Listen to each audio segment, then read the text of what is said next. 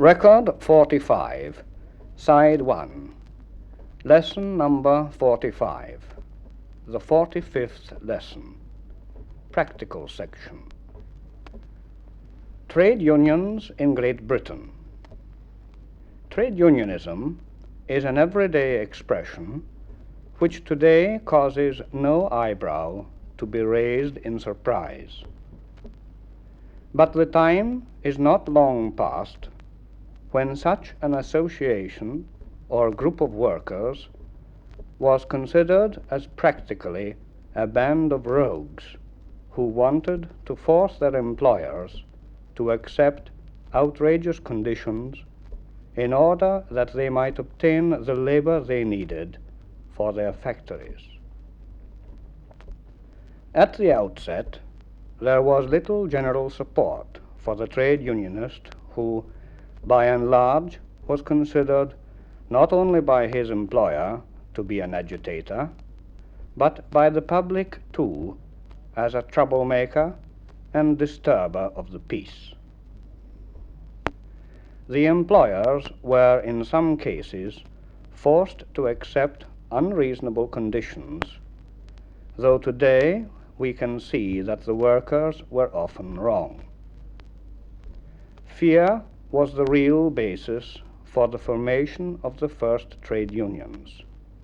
Fear that machines would throw large numbers of workers out of work. Despite the tremendous advances made in the field of negotiation in the past 100 years, the same fear is felt with regard to automation today.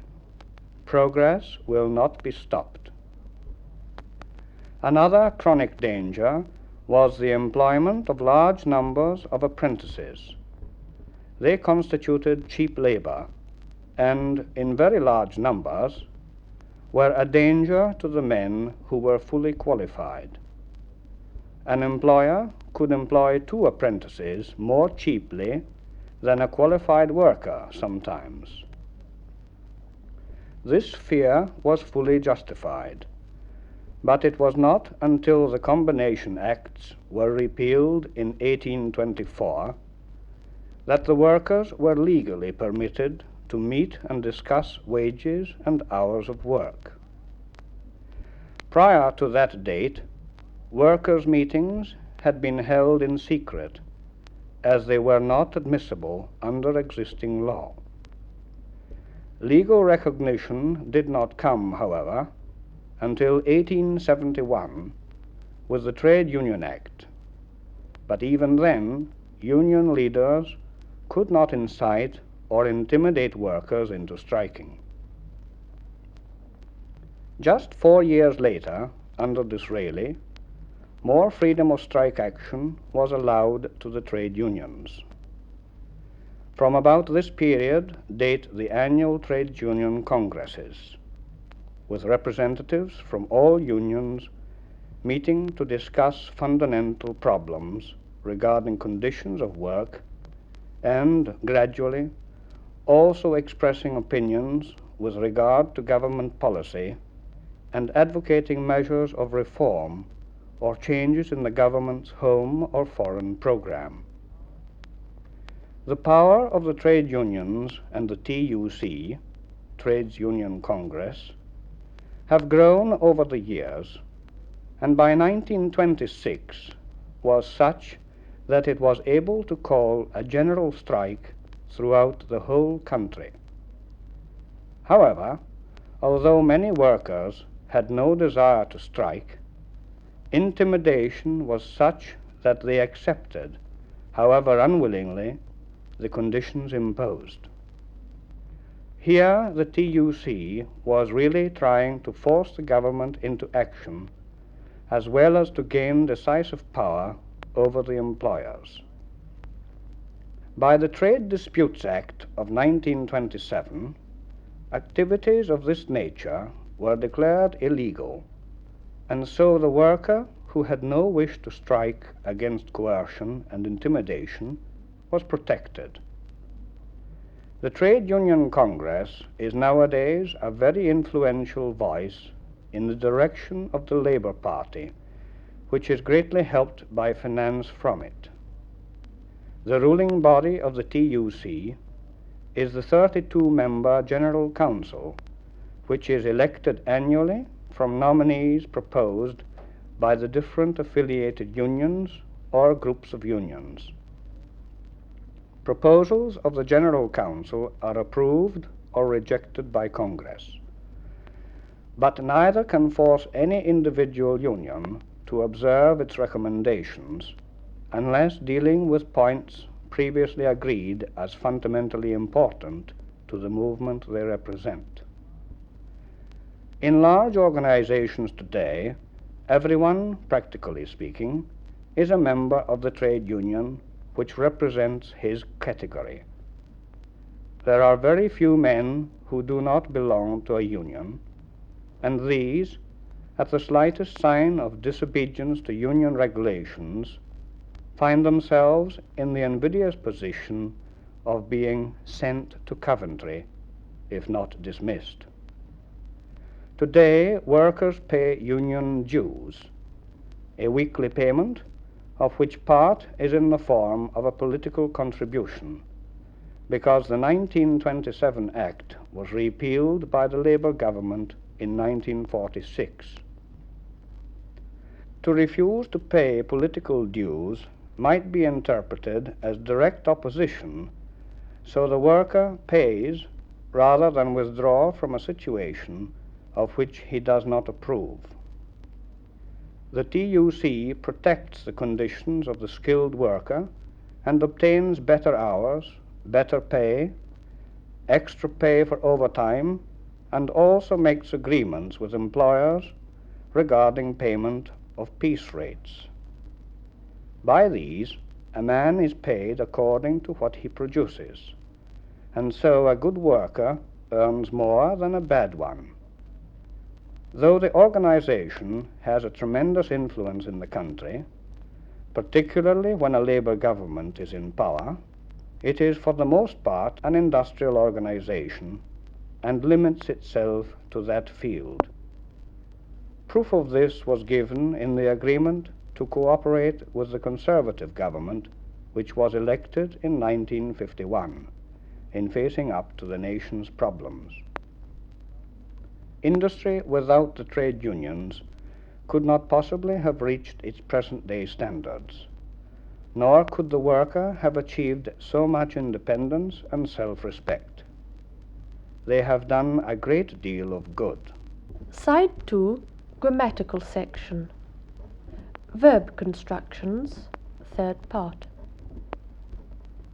The importance of these verb constructions is not in knowing that they exist, but in being able to apply them without any doubt or hesitation. The student must practice each form until he or she is familiar with it. So, before studying this, the third lesson on this all-important subject, it is imperative that the constructions previously presented in lessons 39 and 42 should be carefully revised. Look at the constructions that you meet in your reading, either of the lessons or in books, and decide which verb construction has been used in building up the sentences. It will certainly be interesting and profitable. The first construction we shall consider in this lesson is subject plus verb plus conjunctive, joining word, plus to infinitive. Some of the most common verbs found in this construction are ask, decide, explain, find out, forget, guess, know, learn, remember, see, tell, think, understand, wonder. And here are a few examples using some of them. John asked where to place the flowers. They never know how to do those sums, though I've told them a number of times. We were wondering how to get to the top of the tower when a guide came along and offered his assistance. The manager explained how to use the telephone switchboard, but the new receptionist was still not perfectly sure she could manipulate it without some assistance at first. From this construction we have another, which is similar in form. Here it is. Subject plus verb plus noun or pronoun plus conjunctive plus to infinitive. The most common verbs used in this construction are show, tell, advise, ask, inform, teach, and the following examples will illustrate the form. We showed the children where to sail their boats. I taught her how to pronounce the new words in the lesson. My friends all advise me to go to England for a few months after I have studied the grammar well. She asked him to explain the meaning of a word, but he told her to look it up in the dictionary. The policeman informed the leaders of the protest march to avoid going near the town centre, as they would not be welcome. The following two constructions again employ the conjunctive, but instead of an infinitive, a clause comes after it. Here are the two constructions, of which some examples are given, using the verbs given in the accompanying list. A. Subject plus verb plus conjunctive plus clause. Some of the verbs used in this construction are believe, ask, decide, discover, has to, imagine, know, reveal, say, show, suggest, tell, understand, wonder. They will never believe how you learned English so quickly until they try themselves. I wonder how they are getting on. I should like to know where they've put my pipe and tobacco. We couldn't decide whether they really meant us to go or not. Please find out when the last train leaves and whether it is an express. B.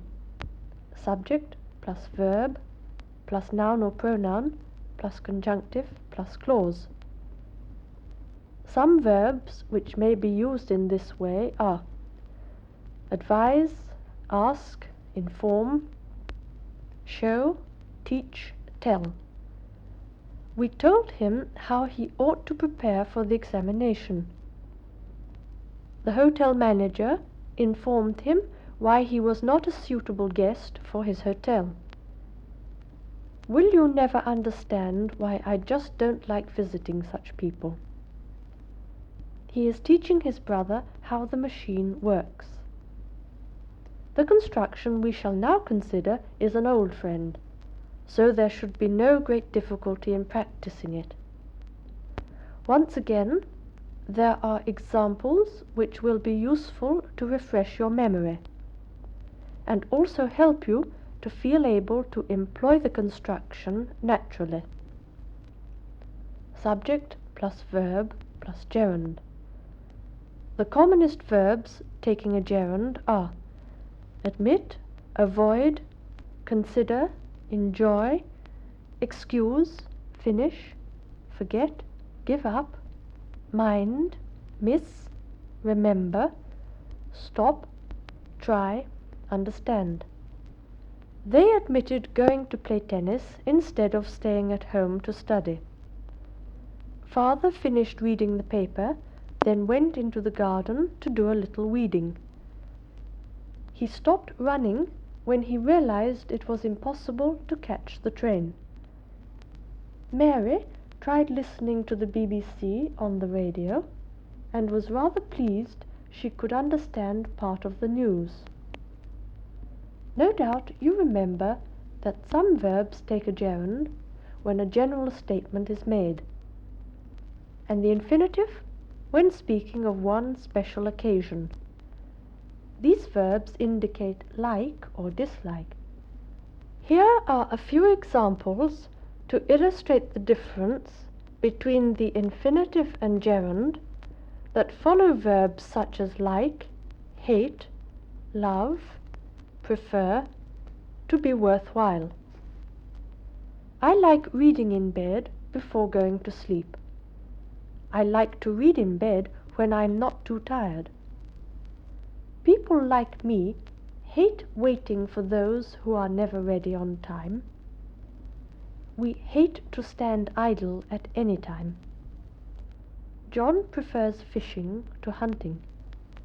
John prefers to fish on Sunday.